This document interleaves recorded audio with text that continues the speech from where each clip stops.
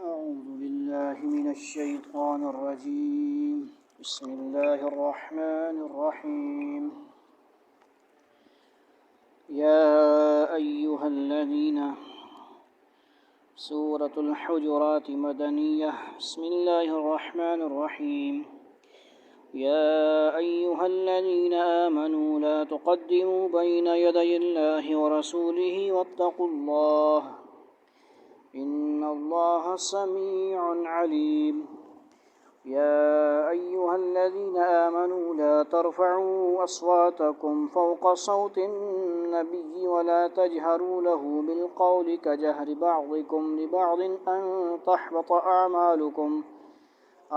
تحبط أعمالكم وأنتم لا تشعرون. إن الذين يغضون أصواتهم عند رسول الله أولئك الذين امتحن الله قلوبهم للتقوى لهم مغفرة وأجر عظيم.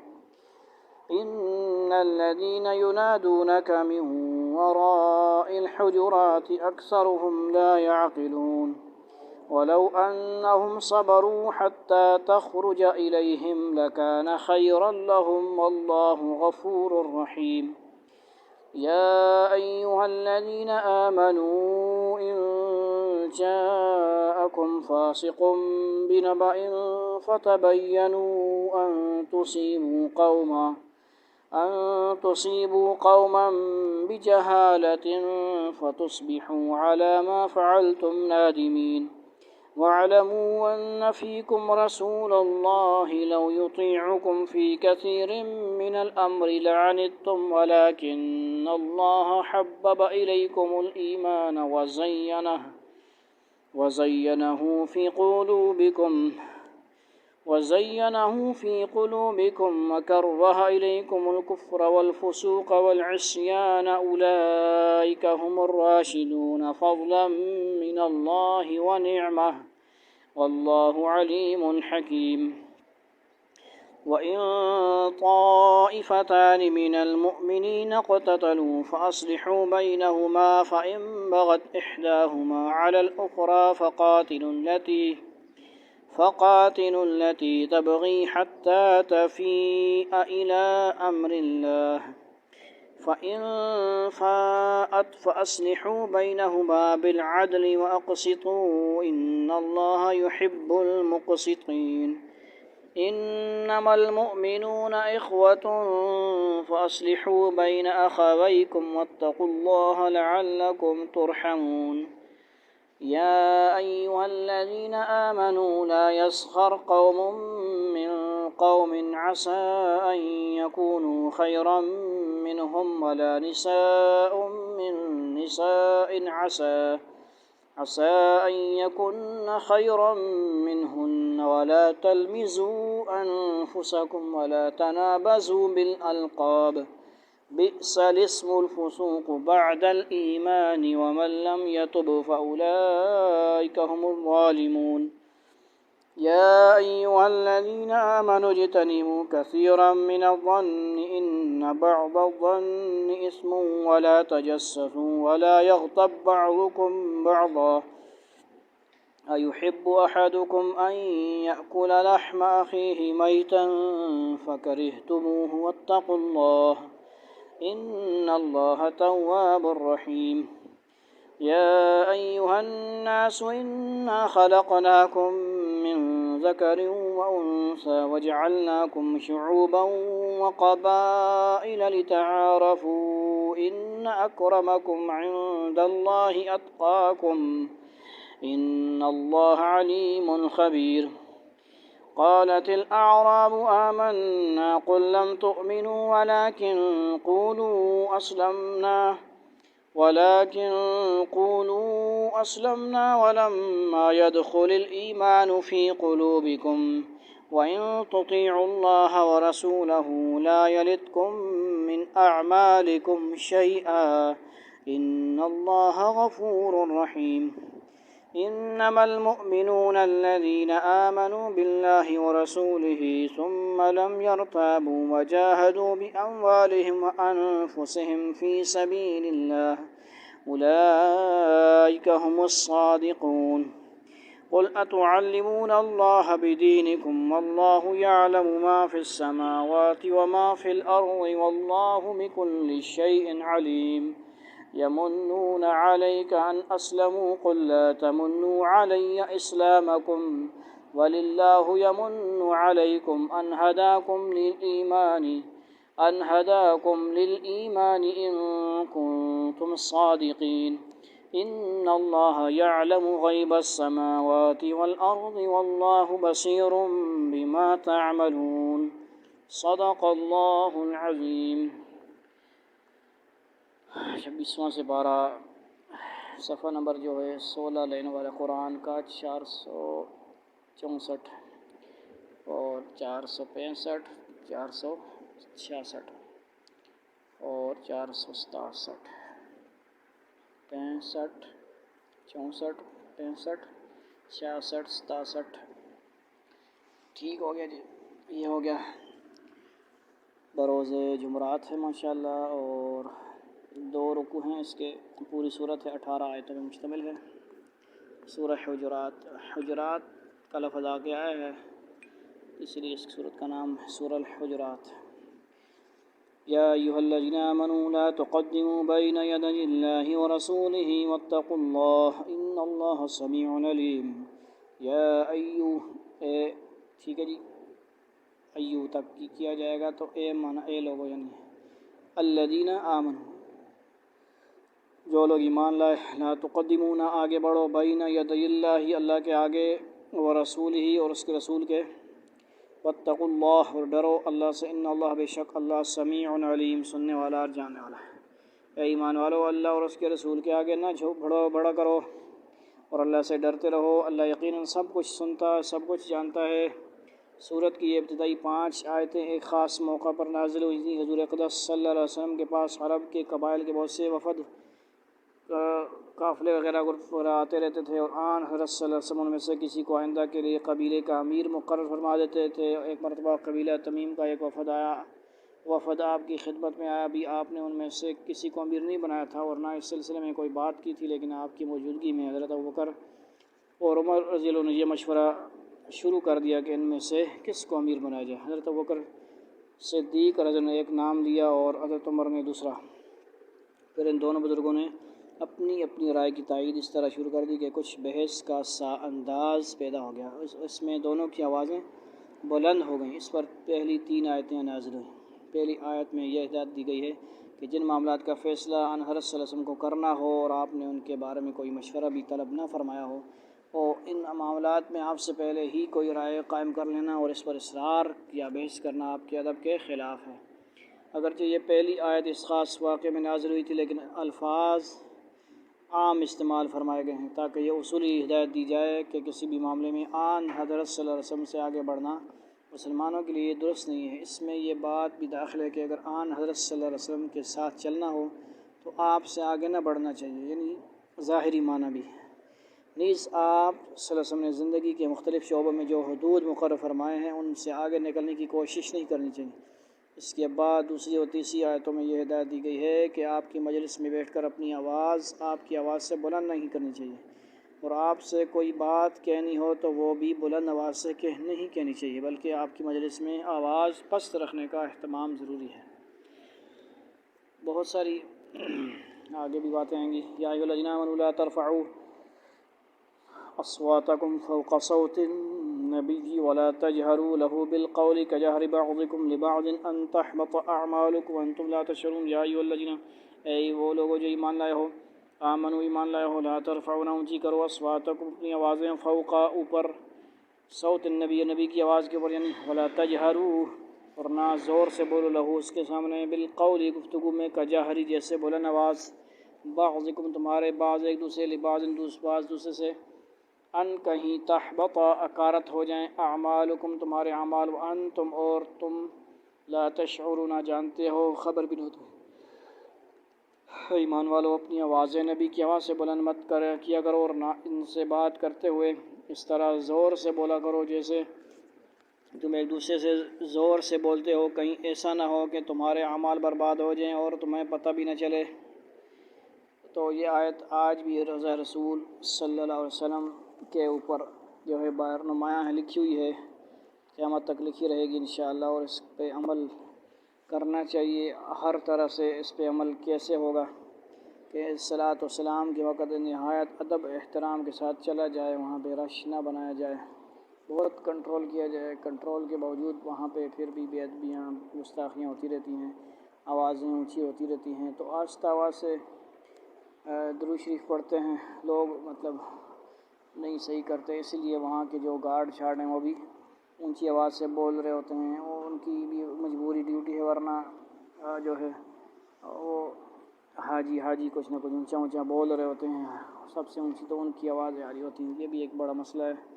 تو بہرحال وہ اپنی ڈیوٹی کر رہے ہوتے ہیں، وہ آوازیں نہ بلند کرے تو پھر لوگ کنٹرول کہاں ہوتے ہیں، تو وہاں پہ بھی اس چیز کا خیال کرنا ہوتا ہے، ادب کے ساتھ صلاۃ و سلام پڑھتے ہوئے آہستہ آہستہ وہاں پہ بھی جانا چاہیے۔ ان الذين يغضون اصواتهم عند رسول الله اولئك الذين امتحن الله قلوبهم للتقوى لهم مغفرة واجر عظیم۔ ان الذين بے شک جو لوگ یغضون پس رکھتے ہیں اصواتهم اپنی آوازیں عند نزدیک رسول اللہ کے رسول کے، اولئک یہ لوگ، یہی وہ لوگ ہیں الذين جو امتحن اللہ آزمایا اللہ نے قلوبہم ان کے دل کو للتقوی پرہیزگاری کے لیے، لہم مغفرۃ ان کے لیے مغفرت، واجر عظیم اور اجر عظیم ہے۔ یقین جانو جو لوگ اللہ کے رسول صلی اللہ علیہ وسلم کے پاس اپنی آوازیں نیچی رکھتے ہیں، یہ وہی لوگ ہیں جن کے دلوں کو اللہ نے خوب جانچ کر تقوی کے لیے منتخب کر لیا ہے، ان کو مغفرت بھی حاصل ہے اور زبردست اجر بھی ہے۔ ان الذين ينادونك من وراء الحجرات اکثرهم لا يعقلون۔ ان الذين بے شک جو لوگ ينادونك آپ کو پکارتے ہیں، من وراء ظاہر سے، الحجرات حجروں سے، اکثرهم یعنی حجروں سے باہر سے، ان میں سے اکثر لا يعقلون اکثر عقل نہیں رکھتے۔ اے پیغمبر صلی اللہ علیہ وسلم جو لوگ تمہیں حجروں کے پیچھے سے آوازیں دیتے ہیں ان میں سے اکثر کو عقل نہیں ہے۔ تمیم کے جس وقت کا بھی ذکر کیا گیا وہ دوپہر کے وقت مدینہ منورہ پہنچا تھا، جبکہ حضور نبی کریم صلی اللہ علیہ وسلم آرام فرما رہے تھے۔ یہ لوگ ادب و آداب سے واقف نہیں تھے، اس لیے ان میں سے کچھ لوگوں نے آپ کے گھر کے باہر ہی سے آپ کو پکارنا شروع کر دیا۔ اس آیت میں تنبیہ فرمائی گئی، یعنی صحابہ کرام نہیں تھے بلکہ نئے کوئی وفد تھے، سارے صحابہ ایسے نہیں ہیں، ٹھیک ہے جی، وہ نیو تھے بالکل، پہلی دفعہ آئے، ان کو دیہاتی لوگ ہیں تو ان کو زیادہ آداب و احترام کا کچھ پتہ نہیں تھا، اس لیے ان کو تعلیم دی جا رہی ہے۔ وَلَوْ أَنَّهُمْ صَبَرُوا حَتَّى تَخْرُجَ إِلَيْهِمْ لَكَانَ خَيْرًا لَهُمْ وَاللَّهُ غَفُورٌ رَحِيمٌ۔ ولو اور اگر انہم وہ صبر کرتے حتیٰ یہاں تک کہ تخرج آپ نکل آتے الیہم ان کے پاس، لکانا البتہ ہوگا، خیر بہتر لہم ان کے لیے، واللہ اور اللہ غفور بخشنے والا، رحیم مہربان ہے۔ اور اگر یہ لوگ اس وقت تک صبر کرتے جب تک تم خود یعنی آپ سے خود باہر نکل کر ان کے پاس آ جاتے تو ان کے لیے بہتر ہوا اور اللہ بہت بخشنے والا بہت مہربان ہے۔ یا ایھا الذین آمنوا ان جاءکم فاسق بنبأ فتبینوا ان تصیبوا قوما بجہالۃ فتصبحوا علی ما فعلتم نادمین۔ یا ایھا الذین آمنوا اے وہ لوگ جو ایمان لائے ہو، اگر جاءکم اگر آئے تمہارے پاس فاسق کوئی فاسق بد کردار، بنبأ خبر لے کر، فتبینوا تو خوب تحقیق کر لیا کرو، ان تصیبوا کہیں تم ضرر پہنچاؤ، قوما کسی قوم کو، بجہالۃ نادانی سے، فتصبحوا پھر ہو، علی پر جو فعلتم تم نے کیا، اپنا کیا، نادم یعنی اپنے کیے پر نادم ہو۔ ایمان والو اگر کوئی فاسق تمہارے پاس کوئی خبر لے کر آئے تو اچھی طرح تحقیق کر لیا کرو، کہیں ایسا نہ ہو کہ تم نادانی سے کچھ لوگوں کو نقصان پہنچا بیٹھو اور پھر اپنے کیے پر پچھتاؤ۔ اس آیت کے شان نزول میں حافظ ابن جریر اور دوسرے مفسرین نے ایک واقعہ نقل کیا کہ حضرت ولید بن عقبہ کو حضور اقدس صلی اللہ علیہ وسلم نے قبیلہ بنو مستلق کے پاس زکوٰۃ وصول کرنے کے لیے بھیجا تھا۔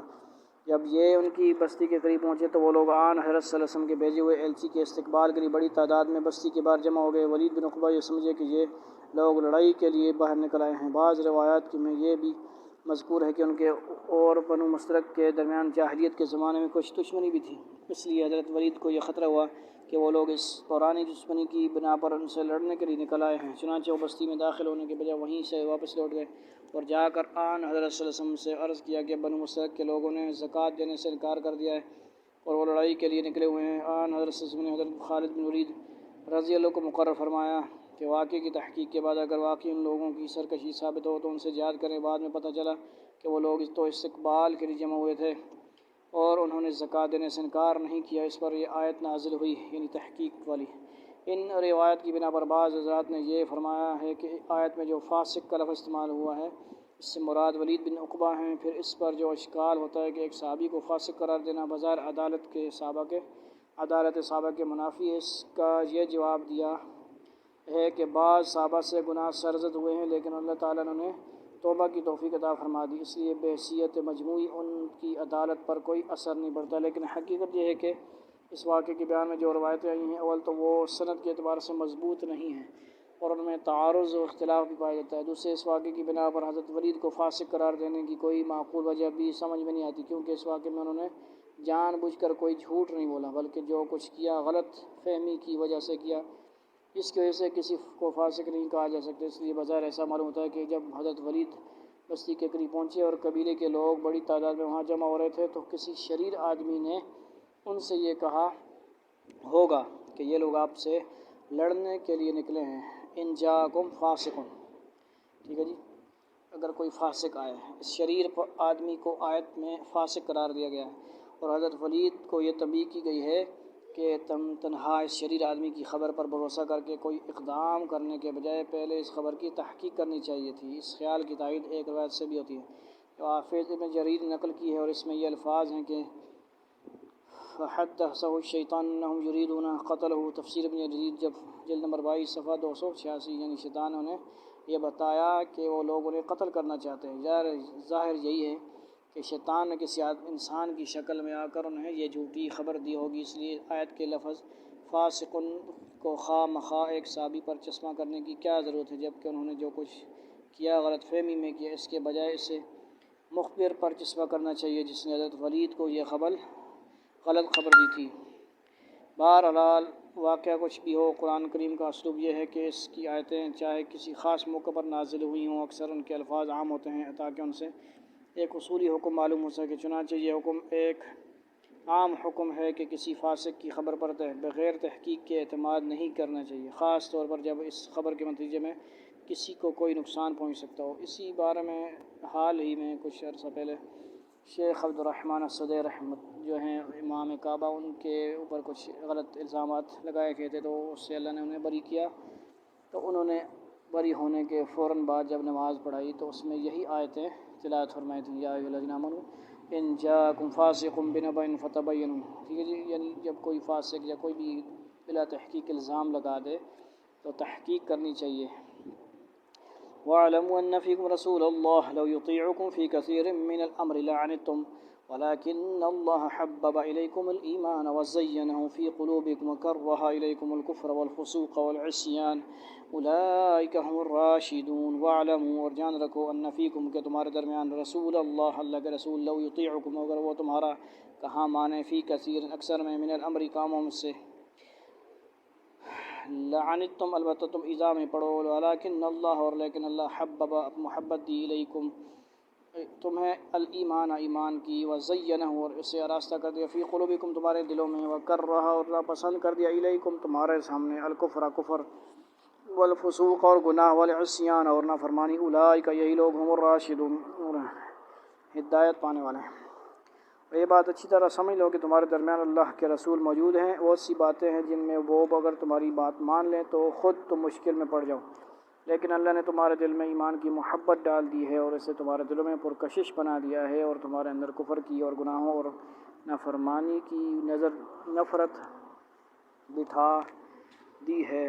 ایسے ہی لوگ ہیں جو ٹھیک ٹھیک راستے پر آ چکے ہیں۔ سورت کے شروع میں جو حکم دیا گیا تھا اور جس کی تشریح اوپر حاشیہ نمبر 1 میں گزری ہے، اس کا مطلب یہ نہیں تھا کہ صحابہ کرام کبھی کوئی رائے ہی پیش نہ کریں، بلکہ رائے قائم کر کے اس پر اصرار سے منع فرمایا گیا تھا۔ اب یہ فرمایا جا رہا ہے کہ مناسب موقع پر کوئی رائے دینے میں تو کوئی حرج نہیں ہے، لیکن یہ بات ذہن میں رکھنی چاہیے کہ آن حضرت صلی اللہ علیہ وسلم کے لیے ضروری نہیں کہ تمہاری ہر رائے پر عمل ضرور کریں، بلکہ آپ مصلحت کے مطابق فیصلہ فرمائیں گے، اور اگر وہ تمہاری رائے کے خلاف ہو تب بھی تمہیں اس پر راضی رہنا چاہیے، کیونکہ تمہاری ہر بات پر عمل کرنے سے خود تمہیں نقصان پہنچنے کا اندیشہ ہے، جیسا کہ حضرت ولید بن عقبہ کے واقعے میں ہوا کہ وہ تو یہ سمجھے ہوئے تھے کہ بنو مستلق لڑائی پر آمادہ ہیں، اس لیے ان کی رائے تو یہی ہوگی کہ ان سے جہاد کیا جائے، لیکن اگر آن حضرت صلی اللہ علیہ وسلم ان کی رائے پر عمل کرتے تو خود مسلمانوں کو نقصان پہنچتا۔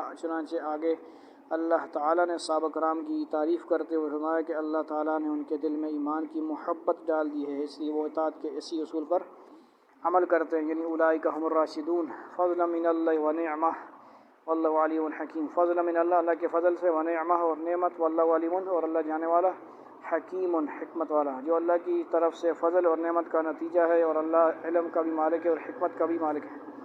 وَإِن طَائِفَتَانِ مِنَ الْمُؤْمِنِينَ اقْتَتَلُوا فَأَصْلِحُوا بَيْنَهُمَا فَإِن بَغَتْ إِحْدَاهُمَا عَلَى الْأُخْرَى فَقَاتِلُوا الَّتِي تَبْغِي حَتَّى تَفِيءَ إِلَى أَمْرِ اللَّهِ فَإِن فَاءَتْ فَأَصْلِحُوا بَيْنَهُمَا بِالْعَدْلِ وَأَقْسِطُوا إِنَّ اللَّهَ يُحِبُّ الْمُقْسِطِينَ۔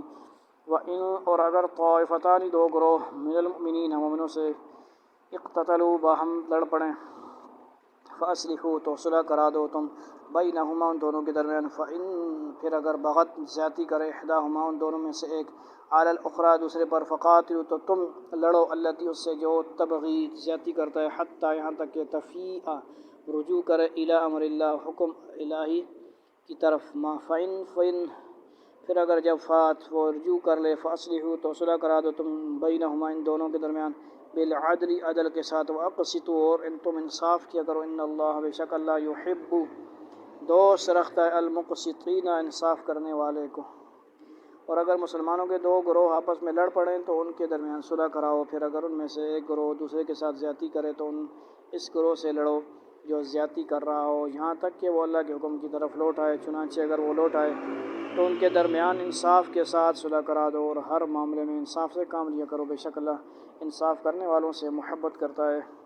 انما المؤمنون اخوۃ فاصلحوا بین اخویکم واتقوا اللہ لعلکم ترحمون۔ انما اس کے سوا نہیں، المؤمنون مومن، اخوۃ بھائی، فاصلحوا بس صلح کرا دو، بین درمیان، اخویکم اپنے بھائیوں کے، واتقوا اللہ اور ڈرو اللہ سے، لعلکم تاکہ تم ترحمون تم پر ترحمون رحم کیا جائے۔ حقیقت تو یہ ہے کہ تمام مسلمان بھائی بھائی ہیں، اس لیے اپنے دو بھائیوں کے درمیان تعلقات اچھے بناؤ اور اللہ سے ڈرو تاکہ تمہارے ساتھ رحمت کا معاملہ کیا جائے۔ یا ایھا الذین آمنوا لا یسخر قوم من قوم عسى ان یکونوا خیرا منهم ولا نساء من نساء عسى ان یکن خیرا منهن ولا تلمزوا انفسکم ولا تنابزوا بالالقاب بئس الاسم الفسوق بعد الایمان ومن لم یتب فاولئک هم الظالمون۔ یا ایھا الذین، وہ لوگوں جو ایمان لائے ہو، یا ایھا الذین آمنوا جو لوگ ایمان لائے ہو، لا یسخر نہ مذاق اڑاؤ، قوم ایک گروہ، من قوم دوسرے گروہ کا، عسیٰ کیا عجب، ان یکونوا کہ وہ ہوں، خیرا منہم بہتر ان میں سے، ولا نساء اور نہ عورتیں، من نساء عورتوں سے، عسیٰ کیا عجب ہے، ان یکن کہ وہ ہوں، خیرا منہم بہتر ان سے، ولا تلمزوا اور نہ عیب لگاؤ، انفسکم باہم ایک دوسرے کو، ولا تنابزوا اور باہم نہ چڑھاؤ، نام نہ بگاڑو، بالالقاب برے القاب سے، بئس الاسم الفسوق بئس الاسم برا نام ہے، الفسوق گناہ، بعد الایمان ایمان کے بعد، ومن اور جو یجس لم یتب توبہ نہ کی، باز نہ آیا، فاولئک تو یہی لوگ ہم الظالمون وہ ظالم ہیں۔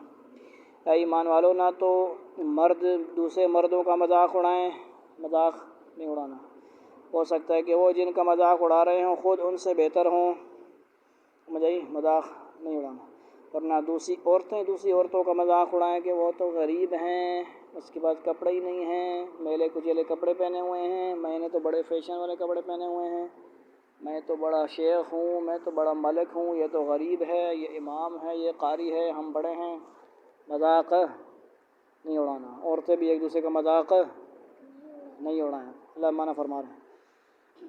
ہاں عورتیں نہ دوسری عورتیں اور دوسری عورتوں کا مذاق اڑائیں، ہو سکتا ہے کہ وہ جن کا مذاق اڑا رہی ہیں خود ان سے بہتر ہوں، اور تم ایک دوسرے کو تانا نہ دیا کرو، ہے ٹھیک نہیں آ جا، ہے ولیدیا، ہے سمجھ، تانا نہیں دیا کرو۔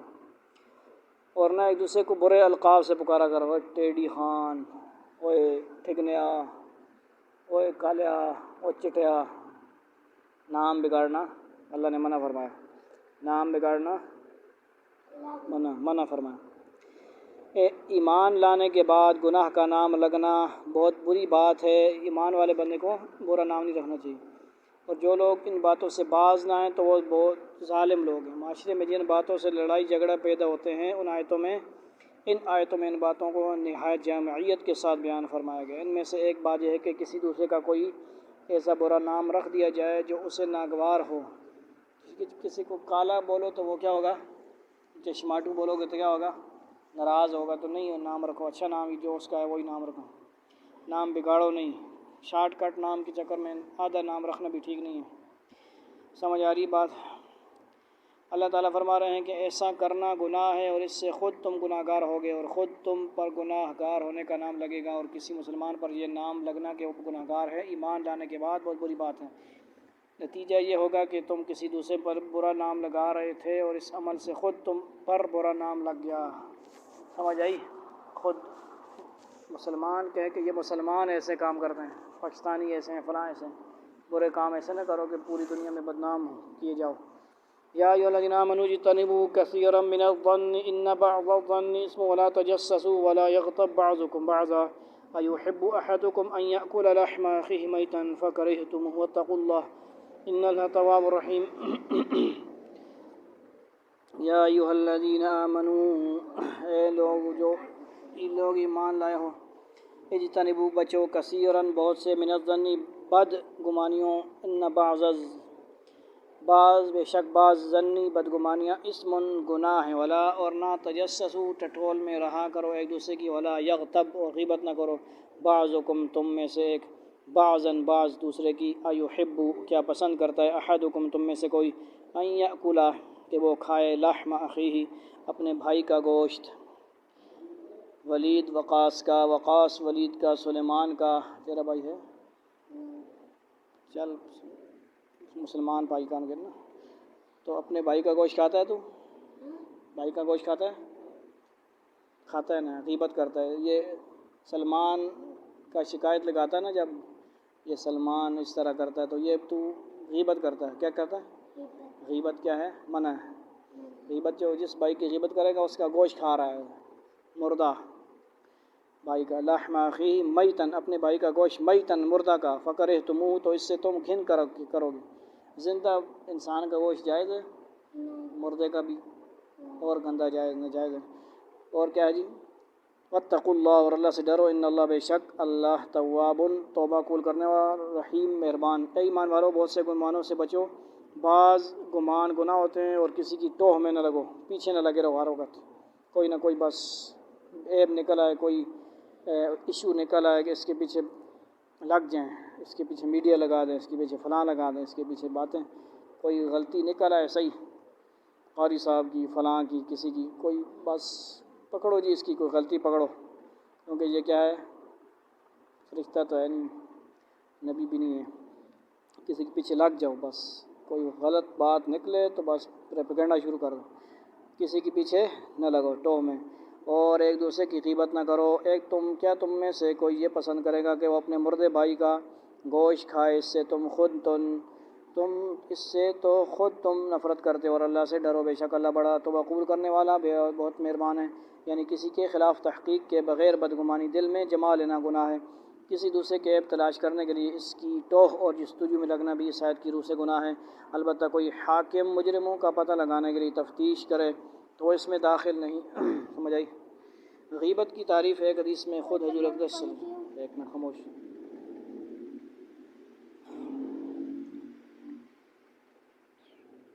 پانی پیو کو نیک بڑھو۔ غیبت کی تعریف ہے ایک حدیث میں خود حضور اقدس صلی اللہ علیہ وسلم نے یہ فرمائی کہ تم اپنے بھائی کا تذکرہ اس طرح کرو جو اسے ناگوار ہو۔ ایک صحابی نے پوچھا کہ اگر اس میں واقعی وہ عیب ہو تو اس کا بیان کرنا بھی غیبت ہے؟ آپ نے فرمایا کہ اگر اس میں واقعی وہ عیب ہو تو تب تو وہ غیبت ہے، اور اگر وہ عیب نہ ہو تو بہتان ہے، یعنی وہ دوسرا دوہرا گناہ ہے۔ سمجھ آئی؟ ایک بندہ آ کے کہتا ہے جی ثاقب گالیاں دیتا ہے، ٹھیک ہے، دیتا ہے یا نہیں دیتا وہ الگ، دیتا ہے اگر یہ کہتا ہے سلمان گالیاں دیتا ہے، وہ گالیاں دیتا ہے تو پھر یہ غیبت کر رہا ہے. کیا کر رہا ہے؟ غیبت. غلط ہے. اگر وہ گالی نہیں دیتا ہے تو اس نے بہتان لگا، الزام، وہ کیا ہے؟ ڈبل گناہ ہوگا. بات سمجھ آ رہی ہے کہ نہیں؟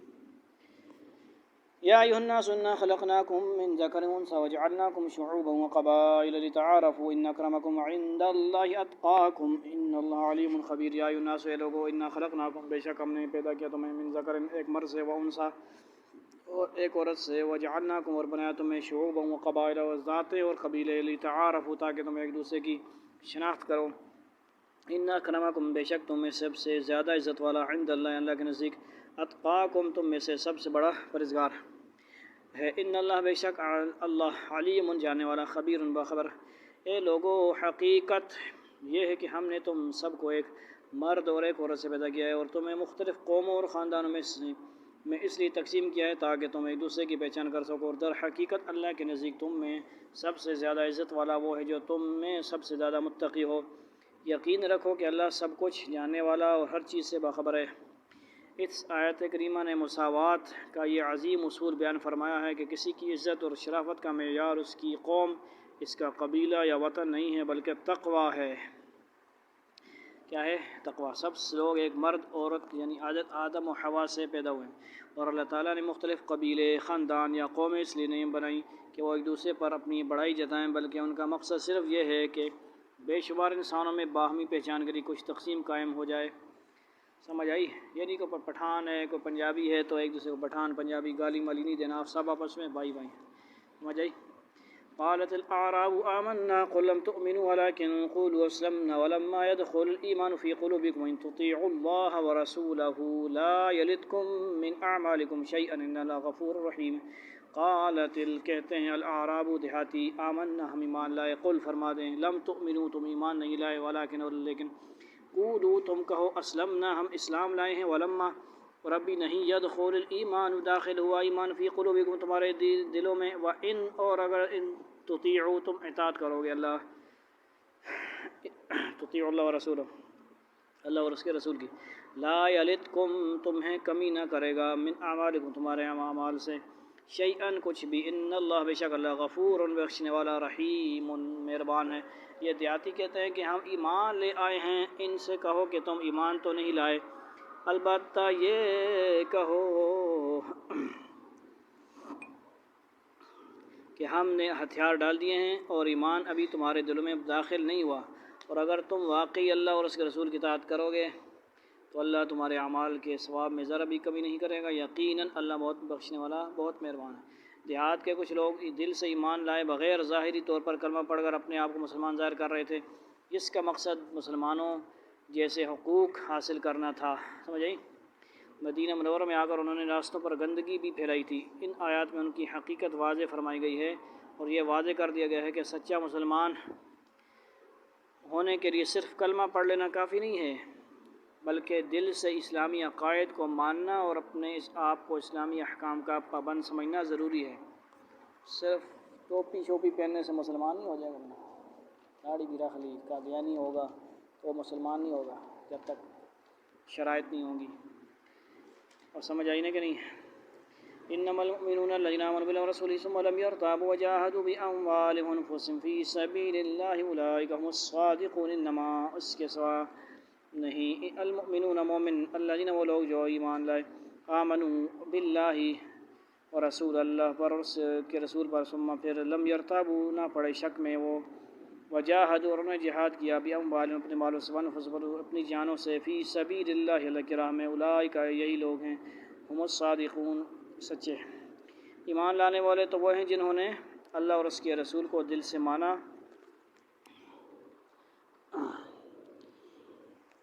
اللہ اور اس کے رسول کو دل سے مانا، پھر کسی شک میں نہیں پڑے، اور جنہوں نے اپنے مال و دولت اور اپنی جانوں سے اللہ کے راستے میں جہاد کیا ہے، وہی لوگ ہیں جو سچے ہیں.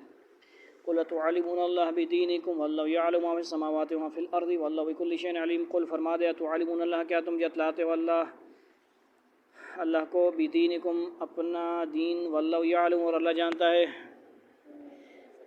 ما فی السماواتی، جو آسمانوں میں ہے، وما فی الارض، جو زمین میں، واللہ، اور اللہ بکل شیء علیم، ہر چیز کا جانے والا ہے۔ اے پیغمبر ان دیہاتیوں سے کہو کہ کیا تم اللہ کو اپنے دین کی اطاعت دے رہے ہو، اطلاع دے رہے ہو، حالانکہ اللہ ان تمام چیزوں کو خوب جانتا ہے جو آسمانوں میں ہے اور جو زمین میں ہے، اور اللہ ہر چیز کا پورا علم رکھتا ہے۔ تبھی اوپر سے کہہ رہے ہو مسلمان ہو، اللہ تعالیٰ دلوں کے حال جانتے ہیں۔ یمنون علیک ان اسلموا قل لا تمنوا علی اسلامکم بل اللہ یمن علیکم ان ہداکم للایمان ان کنتم صادقین۔ یمنون وہ احسان رکھتے ہیں علیک آپ پر، ان اسلم کہ وہ اسلام لائے، قل فرما دے لا تمنوا نہ احسان رکھو تم علیہ مجھ پر اسلامکم اپنے اسلام لانے کا، بل اللہ بلکہ اللہ یمن احسان رکھتا ہے علیکم تم پر، ان ہداکم کہ اس نے ہدایت دی تمہیں للایمانی ایمان لانے کی طرف، ان اگر کنتم صادقین اگر تم سچے ہو۔ یہ لوگ تم پر احسان رکھتے ہیں کہ یہ اسلام لے آئے ہیں، احسان نہ کرو اپنے اوپر احسان، ٹھیک ہے جی، ہم پر احسان نہ کرو کہ اسلام کا احسان کر رہے ہو، خود اپنے اوپر احسان کر رہے ہو، اللہ کا احسان مانو۔ ان سے کہو کہ مجھ پر اپنے اسلام لانے کا احسان نہ جتلاؤ، بلکہ اگر تم واقعی اپنے دعوے میں سچے ہو تو یہ اللہ کا تم پر احسان ہے کہ اس نے تمہیں ایمان کی ہدایت دی، اللہ کا شکر ادا کرنے سے۔ ان اللہ یعلم غیب السماوات والارض واللہ بصیر بما تعملون۔ ان اللہ بے شک یعلم جو جانتا ہے غیب پوشیدہ باتیں، السماوات آسمانوں کی، والارض اور زمین، واللہ اور اللہ بصیر دیکھنے والا، بما تعملون وہ جو تم کرتے ہو۔ وہ واقعہ یہ ہے کہ اللہ آسمانوں اور زمین کی ہر پوشیدہ بات کو خوب جانتا ہے، اور جو کچھ تم کرتے ہو اللہ اسے اچھی طرح دیکھ رہا ہے۔ اللہ رب العزت عمل کی توفیق عطا فرمائے۔ والسلام علیکم ورحمۃ اللہ وبرکاتہ، وآخر دعوانا ان الحمد للہ رب العالمین۔